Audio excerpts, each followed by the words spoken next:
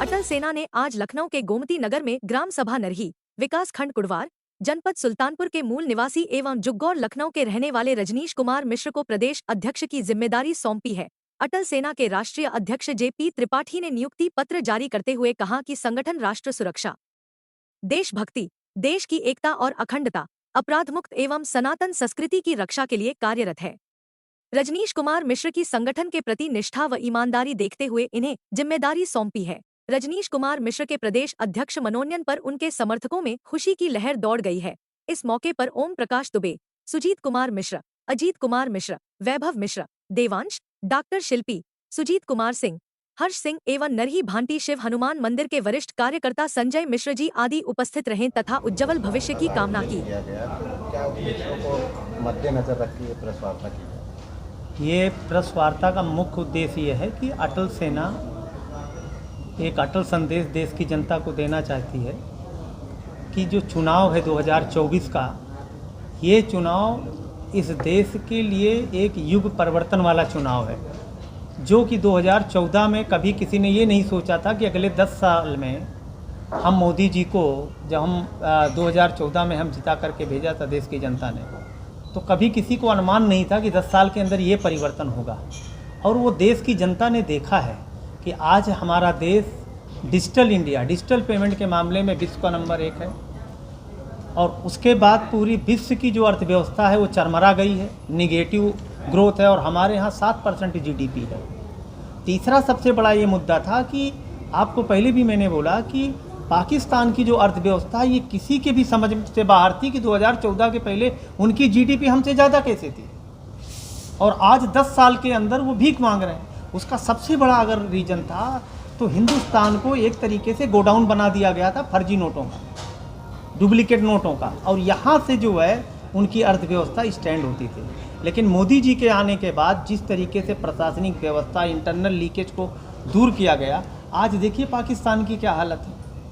उसके बाद में दूसरा सबसे बड़ा कारण ये था कि मोदी जी को चुनने के बाद देश की जनता ने पहली बार एहसास किया 10 साल के अंदर कि कभी किसी को भय नहीं लगता। दीपावली हो, दशहरा हो, ईद हो, बकरीद हो, कितना भी भीड़ हो, नहीं पहले ये होता था कि हमेशा डर लगता था भीड़ में मत जाओ, बम विस्फोट हो जाएगा। पिछले 10 वर्षों के अंदर कहीं पर कोई आतंकवादी घटना हुई देश के अंदर? नहीं हुई है। और इतना बड़ा देश होने के बावजूद आज आप देखिए ना, 140 करोड़ की आबादी का देश है और लोकतंत्र का पर्व चल रहा है, चुनाव चल रहा है, रैलियां चल रही हैं, रोड शो हो रहा, IPL का मैच हो रहा शाम को, कहीं किसी को डर है? ये कोई सीधी साधारण बात नहीं है, बहुत बड़ा अचीवमेंट है इस देश के लिए। और ये अचीवमेंट के लिए हमको धन्यवाद देना चाहिए मोदी सरकार को, मोदी जी को। इसके लिए 2024 का चुनाव निजी मुद्दों का नहीं है, ये जातीय आधारित मुद्दों का नहीं है, क्षेत्रीय आधारित मुद्दों का नहीं है, बल्कि ये राष्ट्रीय हितों का मुद्दा है।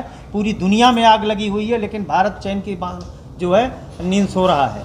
इसका श्रेय किसको जाता है? तो मोदी जी और मोदी जी की विदेश नीति को जाता है। इसको मत भूलिए, आज सभी देशों के साथ हिंदुस्तान का संबंध बहुत अच्छा है, चाहे ईरान हो, चाहे इजराइल हो, चाहे यूक्रेन हो, चाहे रसिया हो या अमेरिका हो।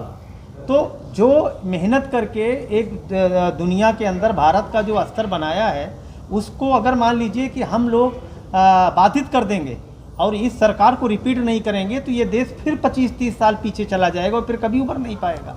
इसके लिए मिशन भाजपा विजय अभियान जरूरी है। और देश की जनता ने ये तय कर लिया है 80 बनाम 20, 545 सीटों में 80% सीट जो है NDA को जाएगी, 421, 422, 20% में सारे गठबंधन जो है आपस में बांट रहे हैं। सर, परिचय के साथ बताइए प्रेस वार्ता का उद्देश्य क्या है? जी, मैं रजनीश मिश्रा, आज मैं प्रदेश अध्यक्ष पद पर नियुक्त किया गया हूँ। राष्ट्रीय अध्यक्ष जी ने मुझे प्रदेश अध्यक्ष पर नियुक्त किया गया है।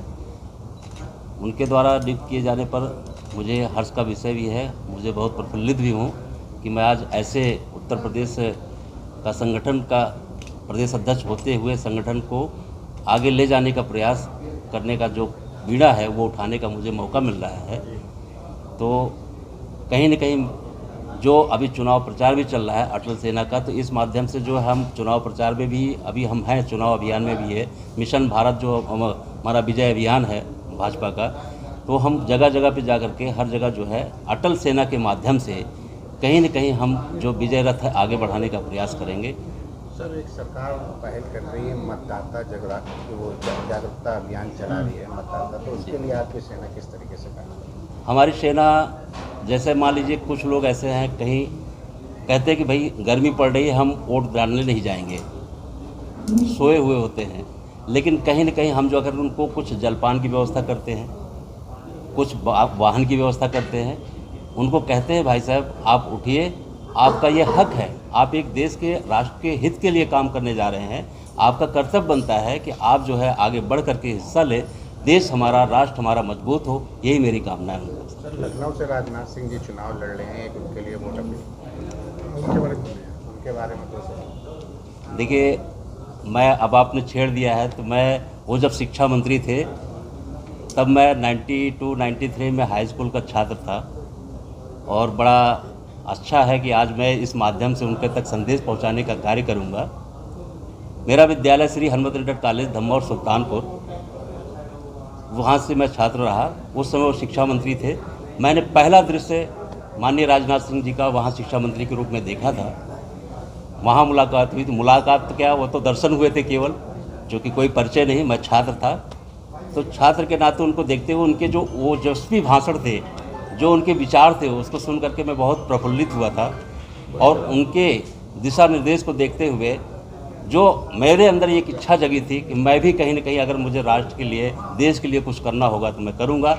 आज ऐसा मौका आया है कि माननीय राष्ट्रीय अध्यक्ष जी के द्वारा मुझे कुछ करने का मौका मिल रहा है। मैं शिल्पी हूँ और मैं यहाँ पे प्राचीन चिकित्सा वगैरह पे काम कर रही हूँ, और मैं एक कार्यकर्ता हूँ।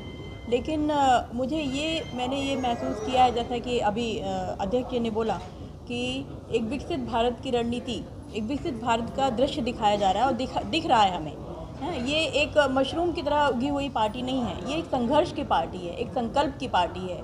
जो संकल्प और जो संघर्ष हमें अटल बिहारी वाजपेयी जी से मिली थी, उसको हमें आगे बढ़ाना है।